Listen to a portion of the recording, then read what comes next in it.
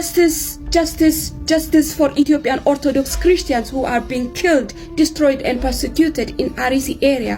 ፍትህ በአካባቢው 101 ዓመታትን እድሜ ያስቆጠረው የጠላታ ጨፋ ቅዱስ ገብርኤል ቤተክርስቲያንም እንዲሁ ሙሉ በሙሉ በእሳት መውደሙ ታውቋል። ዳኛዋን በፍርድ ቤት ፍርድ እየሰጠች ባለችበት ሰዓት በሽጉጥ ገደላትም። ቴዲ አፍሮ ዘፈን ዳስጣል ፍጹም ስህተት ነው። እኛ በዚህ ዘመን ዳስ አንጠልም፣ ምንም የሚሆንም ነገር የለንም ያላችሁ ሰዎች አሰኮ ላይ ምን ነው ዝም አላችሁ? ቢያንስ ለምንድን ነው ቆይ ድምጽ የማትሆኑት? አረ በፈጣሪ አረ ፈጣሪያችሁን ፍሩ። እኛ አዲስ አበባ ስላለን ነገ ማይመጣ መሰለ ቤተ ክርስቶስ ኢየሱስ ለምታምኑ ክርስቲያኖች በጠቅላላ ይሄ ትንንሽ እምነታችን ልዩነት በእንደዚህ አይነት ቦታ ላይ አይሰራም። ፍትህ የሚገባቸው ራሳቸው መከላከል የማይችሉ አረጋውያንና ህፃናት እንዲሁም ደግሞ ወጣቶች ሲገደሉና ሲታረዱ አብረን ፍትህ ብለን መጮህና እንዲሁም ደግሞ በሚገባው ጸሎት ከጎናቸው ልንቆም ይገባል ብዬ አሳስባለሁ። ለኢትዮጵያ ኦርቶዶክስ ተዋሕዶ ቤተክርስቲያን ጥብቅ መልእክት አለኝ። ቤተክርስቲያን የወንበዴ ዋሻ አይደለችም፣ የዘፋኙ ዋሻ አይደለችም፣ የዘፈን ዋሻ አይደለችም። ቤተክርስቲያን የእግዚአብሔር ቤት ናት። እሺ የቴዲ ዘፈን ኃጢአት ነው እንበል፣ እነሱ እንዳሉት ኃጢአት ነው፣ የተናገራቸው ነገሮች ኃጢአት ናቸው። የአርሲ ያሰኮች ጭፍጨፋ ኃጢአት ነው። ለዚህ ነው ዝም ያላችሁት። ፍትህ ለአርሲ ወገኖቻችን እያለን ሳንሰማ ይኸው ዓመታት ተቆጠሩ። መገደሉ፣ መሳደዱ፣ መቃጠሉም እንዲሁ እንደቀጠለ ነው። ከግንቦት 23 ቀን 2018 ዓ.ም ጀምሮ በምስራቅ አርሲ ሀገረ ስብከት በታጣቂዎች በተፈጸመ ጥቃት ከ10 በላይ ምዕመናን መገደላቸውን የማህበረ ቅዱሳን ቴሌቪዥን ዘግበዋል። በአስኮ ወረዳ ጠላታ ጨፋ ቀበሌ ብቻ በታጣቂ ኃይሎች ጥቃት ከ10 በላይ ንጹሃን ኦርቶዶክሳውያን ተገድለዋል። በአካባቢው 101 ዓመታትን ዕድሜ ያስቆጠረው የጠላታ ጨፋ ቅዱስ ገብርኤል ቤተክርስቲያንም እንዲሁ ሙሉ በሙሉ በእሳት መውደሙ ታውቋል። ታዲያ ይህ መቃጠል፣ መገደል፣ መሰደድ፣ መዘረፍ እስከ መቼ? ለሚመለከተው አካል አሁንም በድጋሚ ድምጻችን እናሰማለን። ፍትህ ለአርሲ ኦርቶዶክሳውያን። ለምን ዝም አላችሁ? የቴዲ አፍሮ ዳስጣል የሚለውን ለመተንተን እንዲህ ነው ለማለት በጣም ሰፊ ጊዜ ወስዳችሁ የተጨነቃችሁ የሃይማኖት መሪዎች አሁን ምን ነው ዝም አላችሁ? ለምን ምላሽ አልሰጣችሁም? ለምን አልተቃወማችሁም? የታረደው የተገደለው ፈጣሪ አይደለምን? የተዋረደው የፈጣሪ የእጁ ስራ አይደለምን? ይህን ከላይ ከመንግስት ከጠቅላይ ሚኒስትሩ እስከ ታች ድረስ ሊያወግዙት አይገባምን? ሚዲያዎች በሰፊው ሊዘግቡት አይገባምን? ኢትዮጵያ የቱ ጋር ያለችው? እውነት ነገር ከተባለ ሰው ከሞተ የኮሪደር ልማቱ ምን ይሰራል? ሰው ከሞተ ባንዲራው ምን ይሰራል? ሰው ከሞተ ኢትዮጵያ የምትባለው ሀገር ምን ትሰራለች?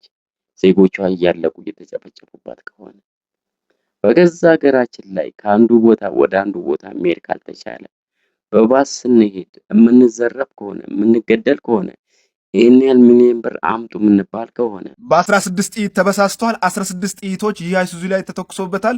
ሹፌሮች ድምጹኑን እያሉ ይገኛሉ። ተመልከቱ። የጋቢናው መስተዋት ላይ የተለያዩ የመኪናው እንግዲህ አካላት ላይ በጥይት ተመተዋል። 16 ጥይቶች ነበሩ እንግዲህ ይህ አይሱዙ ላይ የተተኮሱት። ይህ አጋጣሚና ይህ ክስተት እንግዲህ የተፈጠረው ትላንት 21 2018 ነበረ።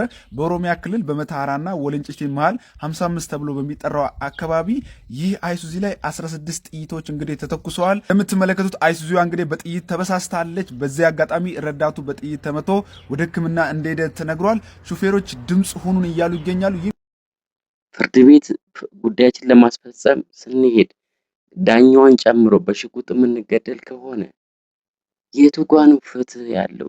ቅስም ሰባሪ ዜናን ልንገራችሁ። ዳኛዋን በፍርድ ቤት ፍርድ እየሰጠች ባለችበት ሰዓት በሽጉጥ ገደላትም። ይቺ ከኋላ የምትመለከቷት ዳኛ ነች። ታዲያ በዛሬው ዕለትም መገደሏ ነው የተነገረው። በሆሎታ ወልመራ ወረዳ የመጀመሪያ ደረጃ ፍርድ ቤት ዛሬ ረፋር ላይ የተፈጠረ አሰቃቂ ክስተት መላው የህግ ማህበረሰብና የኢትዮጵያ ህዝብን በከፍተኛ ሁኔታ ድንጋጤ ውስጥ ከቷል። የቤተሰብ ክርክር ጉዳይን በመመልከት ላይ የነበሩትም ቀደም የተመለከታችኋት ዳኛ ወርቄ ፈካንሳ የፍርድ ውሳኔውን እያነበቡ በነበረበት ወቅት ተከሳሹ በድንገት በወጣው ሽጉጥ ዳኛዋን በጥይት በመምታት ህይወታቸውን ቀጥፏል።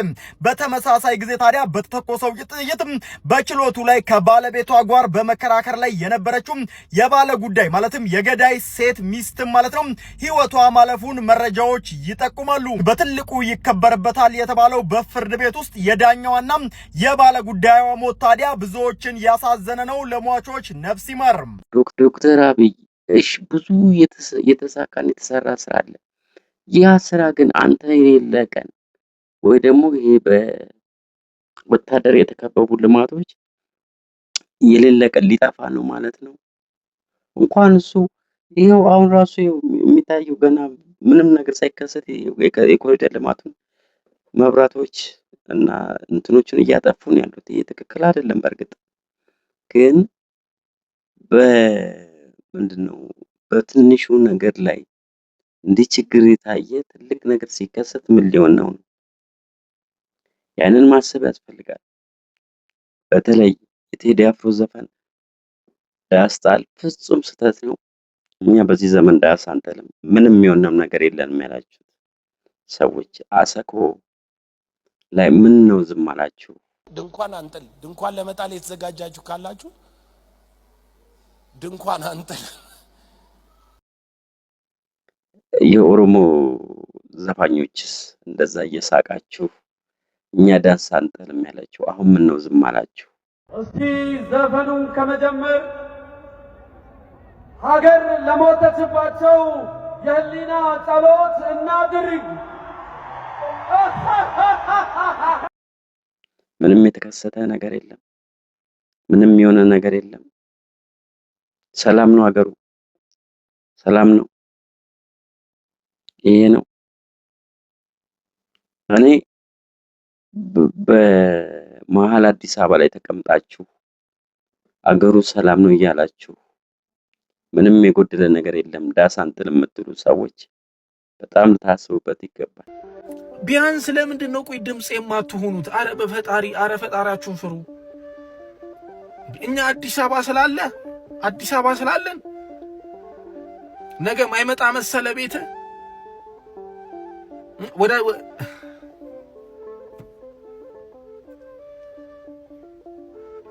ቤታችን ይመጣል ነገ ቤታችን።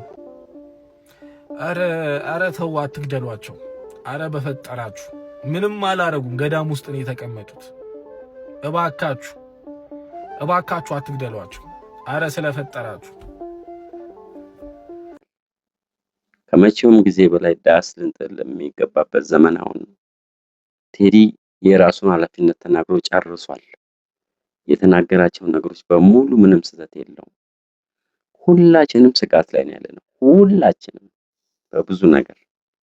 ስለዚህ ያንን ነገር ማንጸባረቁ ስህተት መስሎ ከተገኘ የራሱ ጉዳይ። እሱ እንዳለው ነፍሴ ከሀገር አትበልጥም ብሏል። ከዚህ በላይ ምን ሊመጣ? ከዚህ በላይ ምን ውርደት አለ? ዘመዶቼ ነው ያለቁት፣ ወንድም እህቶቼ ናቸው ያለቁት። እነሱ ሲያልቁ እኔ እንዴት ነው እንቅልፍ የምተኛው?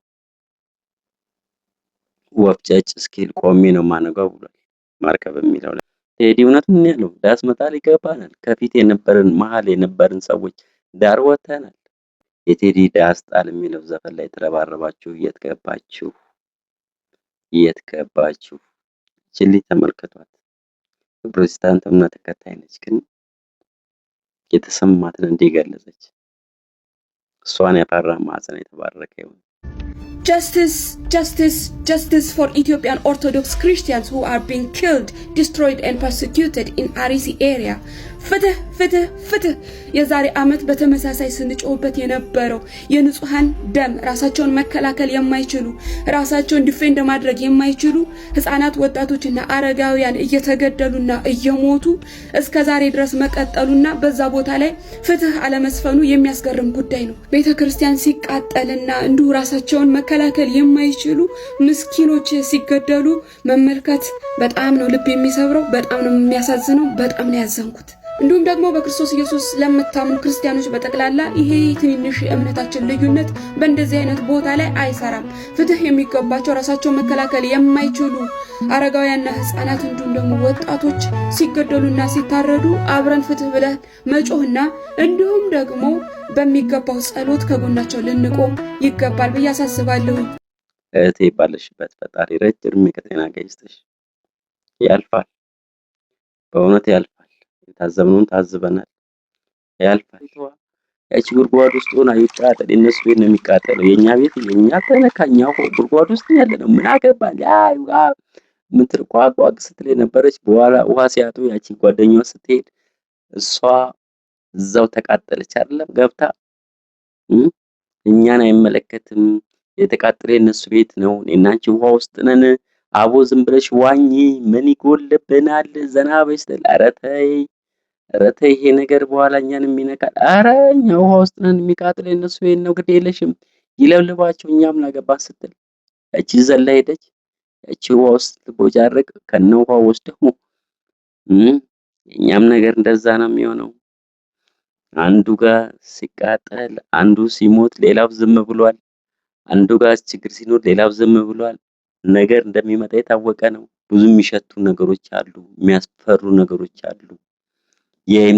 የማስመሰል ህይወት ውስጥ ነው ያለነው። እውነታው ግን ያ አይደለም። አንድ ያልሆነ ህዝብ ዛሬ በባንዲራ ላይ አንድ አይነት አቋም የሌለው ህዝብ በሌላውም በተለያዩ ነገሮች ላይ አንድ አይነት አቋም የሌለን ህዝቦች ምንድነው ቀጣይ እጣ ፈንታችን?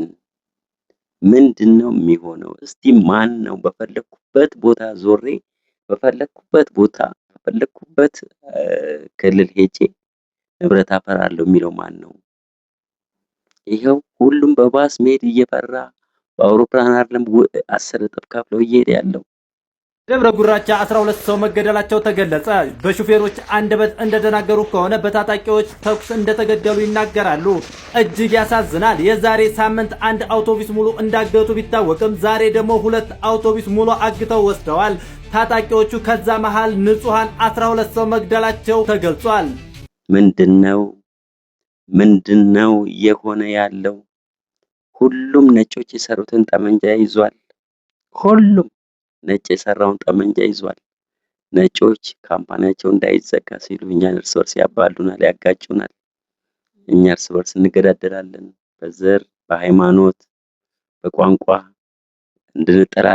እንድንጠላለፍ አድርገው እርስ በርስ እንድንገዳደል ያደርጋሉ። እነሱ የጦር መሳሪያቸውን ይሸጣሉ። ያን የሚያስተውል የለም።